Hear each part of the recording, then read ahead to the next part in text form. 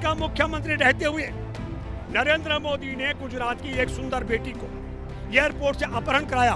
वो आर्किटेक्ट, और उसको अपहरण करवाकर मुख्यमंत्री के आवास में नरेंद्र मोदी के कमरे के बगल वाले कमरे में 2 दिन तक बंधक बना के रखा। एक सुंदर बेटी का मुख्यमंत्री ने अपहरण करवाया तो क्या किया होगा बंधक बना के, देश जान सकता है। अगर मैं झूठा आरोप लगाऊं तो नरेंद्र मोदी मेरे खिलाफ मानहानि का मुकदमा दर्ज करा दे। हमारे देश में 2013 अगस्त का मैं जिक्र कर रहा हूं, संत आसाराम नरेंद्र मोदी के जो अहम गुरु रहे, उसने अपने भक्त की बेटी के साथ बलात्कार किया। वह बेटी बलात्कार पीड़िता और उसका पिता थाने गए और मुकदमा दर्ज हुआ था। और आज ये पहलवान बेटियां पहले जनवरी 18 से यहाँ डटी हैं धरने पर, और अब फिर दोबारा डट रही हैं और सुप्रीम कोर्ट का दरवाजा खटखटाना पड़ रहा है। लेकिन यौन शोषण के आरोपी कुश्ती संघ के अध्यक्ष ब्रजभूषण भाजपा सांसद के खिलाफ मुकदमा दर्ज नहीं हो रहा। ये शर्म की बात है। और ये क्यों हो रहा है? ये इसलिए हो रहा है, ये हर साख पे उल्लू बैठे। जो संत आसाराम बलात्कारी, पेशेवर बलात्कारी, अब तो सजा भुगत रहा है, उसका नरेंद्र मोदी का एक वीडियो वायरल हो रहा है। मोदी ने कहा अगर गुरुजी नहीं होते मैं गुमनाम मर जाता। तो बलात्कारी का जो शिष्य है उस पर भी बड़ा आरोप है। पता नहीं आप चला पाए की हिम्मत है कि नहीं है। बोलिए, जो गुजरात का मुख्यमंत्री रहते हुए नरेंद्र मोदी ने गुजरात की एक सुंदर बेटी को एयरपोर्ट से अपहरण कराया। वो आर्किटेक्ट, और उसको अपहरण करवाकर मुख्यमंत्री के आवास में नरेंद्र मोदी के कमरे के बगल वाले कमरे में 2 दिन तक बंधक बना के रखा। एक सुंदर बेटी का मुख्यमंत्री ने अपहरण करवाया तो क्या किया होगा बंधक बना के, देश जान सकता है। बड़ा आरोप लगा रहे हैं। सुनो भैया, इस संदर्भ में आरोप एक सीनियर आईएएस अधिकारी का शपथ पत्र है सुप्रीम कोर्ट में। अगर मैं झूठा आरोप लगाऊं तो नरेंद्र मोदी मेरे खिलाफ मानहानि का मुकदमा दर्ज करा दे। मैं तो चैलेंज कर रहा हूं ना, आप चलाने की हिम्मत रखना और मोदी मेरे खिलाफ मानहानि का, क्योंकि आजकल दौर चल गया मानहानि का, तो मानहानि का मुकदमा दर्ज कराए अगर मैं झूठ बोला हूं। और तब समझो एक पेशेवर बलात्कारी आसाराम के चेले, नरेंद्र मोदी का चेला ब्रजभूषण सिंह पर यौन शोषण का आरोप है, तो ये पूरी दाल ही काली है। तब मैं ये कहना चाहता हूं, सुप्रीम कोर्ट में बैठे जजों से अपील करता हूं, यह नरेंद्र मोदी क्या करने वाला कर्नाटक जाने से पहले अगर सुप्रीम कोर्ट में मामला लटक गया, वो लटकाना चाहता है, तो वोटिंग के दिन तक छाती पीटने वाला है। देखो ये पहलवान लड़कियां मेरे को बदनाम कर रही थी, मेरे को बता रही थी कि यौन शोषण वाले को बचा रहा हूं, पर सुप्रीम कोर्ट ने एफआईआर दर्ज नहीं कराई। ये राजनीति कर रही है मेरे खिलाफ। और अगर सुप्रीम कोर्ट ने यौन शोषण के मामले में जेल भिजवा दिया तो ये दल से निकाल देगा, फिर बोलेगा देखो यौन शोषण वाले को दल से निकाल दिया, सुसरे को, मुझे वोट दे दो। नरेंद्र मोदी वो शख्स है, 2019 का मैं जिक्र कर रहा हूं, खुफिया एजेंसी की रिपोर्ट थी पुलवामा में हमला होगा, इसने वो रिपोर्ट खारिज करवा दी। विस्फोट भरी गाड़ी से 40 जवानों की हत्या करवा दी। जहाज मांगे आला अधिकारियों ने, जहाज की मांग खारिज कर दी और चला गया जंगल में शूटिंग कराने के लिए। हमारे जवानों के 100 बिखरे पड़े थे। और ये देश का गद्दार, आतंकियों का यार उत्तराखंड में चुनावी सभा को संबोधित कर रहा था। फिर मैं दूसरी बात कर रहा हूं, तुमको हमने बड़ी बात कर दी, ताकत है मोदी की तो मेरे पे देशद्रोह का मुकदमा दर्ज कराए। मैं चैलेंज करता हूं, क्यों? क्योंकि खुफिया एजेंसी की रिपोर्ट थी और उसने खारिज करवाई, जवान मरवाए, और उसके बाद देश में देश को मूर्ख बनाया कि मैंने पाकिस्तान में एयर स्ट्राइक कराई। झूठ बोलता है ये आदमी। सुषमा स्वराज का बयान है, हैदराबाद की एक सभा में सुषमा जी ने कहा एक भी पाकिस्तानी सैनिक एयर स्ट्राइक में नहीं मारा गया। अगर मैं भूपेंद्र रावत झूठ बोल रहा हूं तो नरेंद्र मोदी मेरे खिलाफ देशद्रोह का मुकदमा दर्ज कराए। और तब मैं अपील करता हूं, इसकी ताकत नहीं है, मैं आपसे कहता हूं ये देशद्रोही है, इसने जवानों की हत्या करवाई और यौन शोषण के आरोपी को बचाने का काम कर रहा है। और जब हमारे जवान पुलवामा में मारे गए थे 15 जून को, उनकी चिताएं जल रही थी, तब ये देश का गद्दार चीन का यार कर रहा था। न कोई गुस्सा है, न गुस्सा आया, न हमारी सीमा पर किसी का कब्जा है।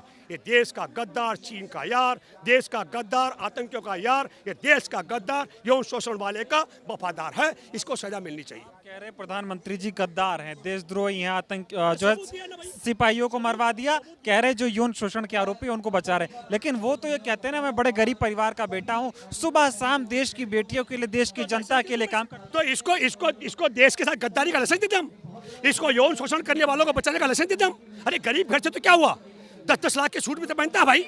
अरे गरीब घर का तो 16,000 करोड़ के जहाज दे दिए तेरे को भैया, इतना बड़ा महल दे दिए तेरे को रहने के लिए।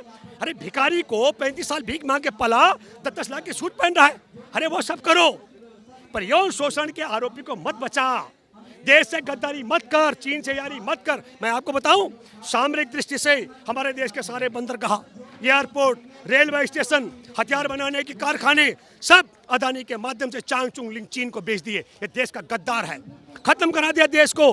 सामरिक दृष्टि से भी हमारे एयरपोर्ट, बंदरगाहों पर, रेलवे लाइन पर और हथियार बनाने की फैक्ट्री पर चीन का चांगचुंग लिंग है, उसके 20 लाख शेयर हैं। अगर मैं झूठ बोल रहा हूं तो नरेंद्र मोदी अपने बाप की औलाद है, मेरे खिलाफ झूठा बोलने का मुकदमा दर्ज कराए। ये चलित कर रहा हूं मैं। एक मिनट, असभ्य भाषा इसलिए बोल रहा हूं क्योंकि देश के साथ गद्दारी हो रही है, गद्दारी इसलिए बोल रहा हूं।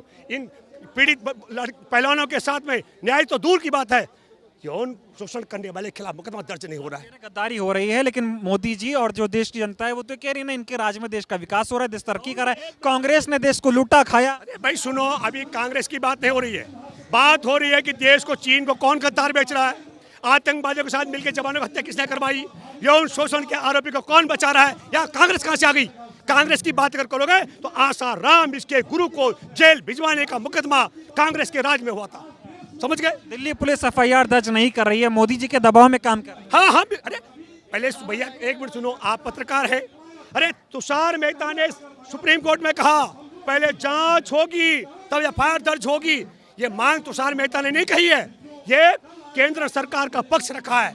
आप पढ़े लिखे व्यक्ति तब पत्रकार हो, और तुषार मेहता ने मोदी का पक्ष रखकर मोदी ने कहा पहले जांच होगी तब FIR दर्ज होगा। ठीक है, भरोसा है ना किस पे? Supreme court. लेकिन एक और दिक्कत भी है सुप्रीम कोर्ट में, क्योंकि आज की तारीख में हमारे देश में जासूसी सॉफ्टवेयर है पेगासस, उसमें हमारे देश के जज, नौकरशाह, राजनेता, व्यापारी उद्यमी फंसे हुए हैं। कैसे फंसे हैं बताता हूँ।